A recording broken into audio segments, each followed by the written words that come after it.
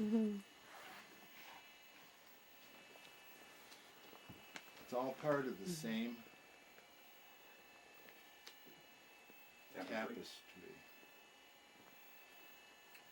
Across the room, a mock-up of the book's cover dominates the wall in bold black print, the subtitle, Blood Sport, the Bush Doctrine and the Downward Spiral of Dumbness. When morons get rich, says Thompson, and Anita finishes the thought. That's the downward spiral of dumbness. Framing this shrine are several varieties of potted orchids, cut stargazers, and gladiolas in vases. But the orchids are taking over. Actually, the whole house is starting to resemble some bizarre orchid nursery, Hunter's latest fetish, which he took up earlier this year while stuck at home for 4 months with a broken leg. It was getting around that, since I was publishing letters, books, I couldn't write anymore, says Thompson, now 67, with a chuckle. So I thought, well, it's showtime.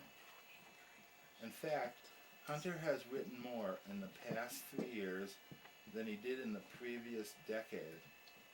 Besides the publication of Kingdom of Fear and around 200 Hey Rube columns since its 2000 debut, his byline has been popping up sporadically in national magazines, most notably his controversial Vanity Fair article, Prisoner of Denver, the most scathing investigative feature on the Lisl Auman case ever published. Auman was convicted in Colorado on a felony murder rap in 1998.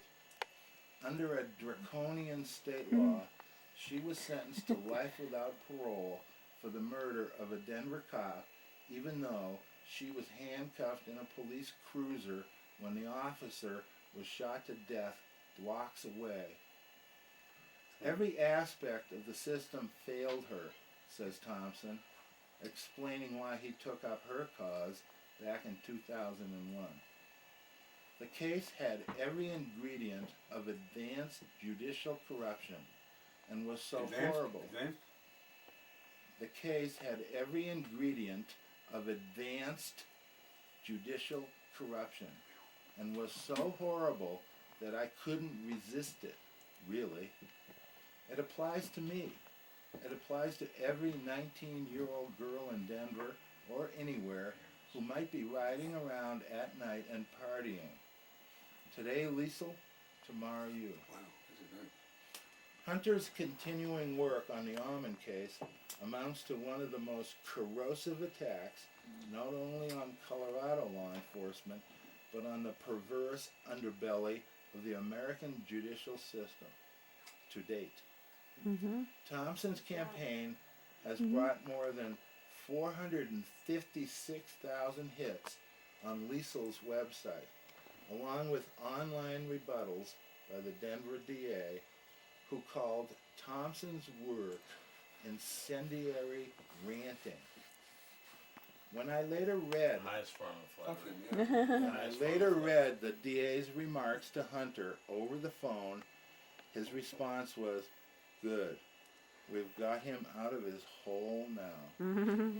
Sometimes when you write something, you just know you're doing the right thing, says Thompson, who spent most of 1990 in courtrooms fighting and beating an illegal search and seizure of his home with accompanying drug and explosives possession charges, and, more recently, a ridiculous attempt by the Aspen DA to prosecute him on a flimsy drunk driving charge.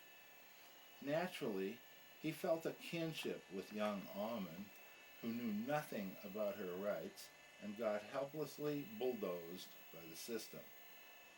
The common thread that runs through a lot of my work is abuse of power in the government, Thompson explains.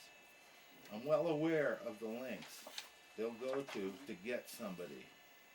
They see it as getting the enemy, and they don't get paid for losing trials.